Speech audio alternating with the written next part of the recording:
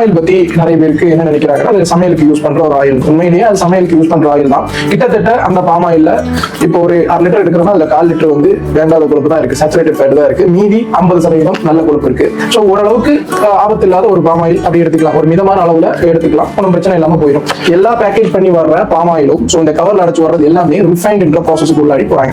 யூஸ்வலா எல்லா ஆயிலுக்குமே smoke point ஒரு பாயிண்ட் இருக்கு. அதாவது அந்த குறிப்பிட்ட ஸ்மோக் பாயிண்ட் ஒவ்வொரு ஆயிலுக்கும் ஒவ்வொரு அளவுல இருக்கும். இந்த பாம் ஆயிலை பொறுத்த மட்டும் கிட்டத்தட்ட 300 டிகிரிக்கு மேல ஸ்மோக் பாயிண்ட் நம்ம டெம்பரேச்சர் சூடாக்கணும்னா ஸோ அதுல இருக்கிற அந்த ஊட்டச்சத்துக்கள் அழியும். ஸோ கொஞ்சம் கொஞ்சமா அது வந்து டாக்ஸிக் கெமிக்கல்ஸ் ரிலீஸ் பண்ணும், உடம்புக்கு தேவையற்ற பல டிரான்ஸ்ஃபேட்டை ரிலீஸ் பண்ணி உடம்புக்கு மிகப்பெரிய கெடுதியை உருவாக்கும். அதனாலதான் திரும்ப திரும்ப எண்ணெயை சூடாக்க கூடாதுன்னு சொல்றதுக்கான காரணம். பாம் என்ற அந்த மரத்தில் இருக்கிற பழத்துல இருந்து அதோட சாரை கோல்டு பிரஸ் பண்ணி எடுக்கும்போது அதுல இருந்து தயாரிக்கிற ஆயில் தான் இந்த பாம் ஆயில். ஸோ இங்க அதே ஐட்டத்தை எடுத்து ஸோ ரொம்பவே ஹீட் பண்றாங்க, கிட்டத்தட்ட 260 டிகிரி செல்சியஸ்க்கு மேல ஹீட் பண்றாங்க. இப்படி ஹீட் பண்ணும்போது ஒரிஜினல் கலர்ல இருக்கிறது வந்து ரெட்டிஷ் ஆரஞ்சு கலர்ல இருக்கும் ஸோ அந்த பாம் ஆயில். ஸோ பட் இங்க இதுல வரும்போது அது கலர் வந்து மாறி போடுது. ஸோ அதை பத்தி சொல்றாங்க. முன்னாடி நம்ம சேச்சுரேட்டட் ஃபேட்டை பொறுத்த மட்டும் 50% அதே 50% தான் இருக்கு சூடாக்கும் போது. அன்சாச்சுரேட்டடும் 10% இருக்குது, 10% தான் இருக்குது. ஆனா நார்மலா இருக்கிற பாம் ஆயில்ல டிரான்ஸ் ஃபேட் கிடையாது. சூடாக்கும் போது டிரான்ஸ் ஃபேட் உருவாகுது. டிரான்ஸ் ஃபேட் இருக்கிற இந்த 50% கெட்ட கொழுப்பு இல்லையா, இதை விட கொடூரமான ஒரு ஃபேட் தான் டிரான்ஸ் ஃபேட். இது இந்த டிரான்ஸ் ஃபேட் ரெகுலரா நம்ம எடுத்துட்டே வந்தோம்னா 100% இல்ல 150% நம்ம உறுதியா சொல்ல முடியும் நம்மளுக்கு டயபெட்டிக்,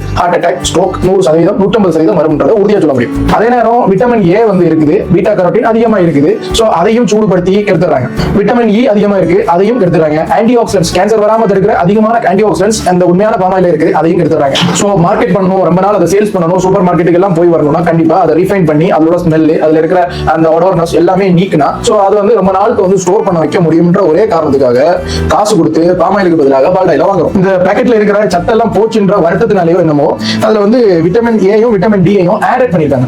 இருக்கிறதெல்லாம் போச்சு, அதுக்கப்புறம் திரும்ப ஆட் பண்ணிருக்காங்க. இருக்கிறது இருக்காம இருந்திருந்தா அப்படியே இருந்திருக்கும். பட் அவங்க ஆட் பண்ணி அப்படி ஒரு போடா போட்டு கொஞ்சம் வச்சுக்கோ அப்படின்ற மாதிரி கொஞ்சம் சத்த ஆட் பண்ணி விட்டுருக்காங்க.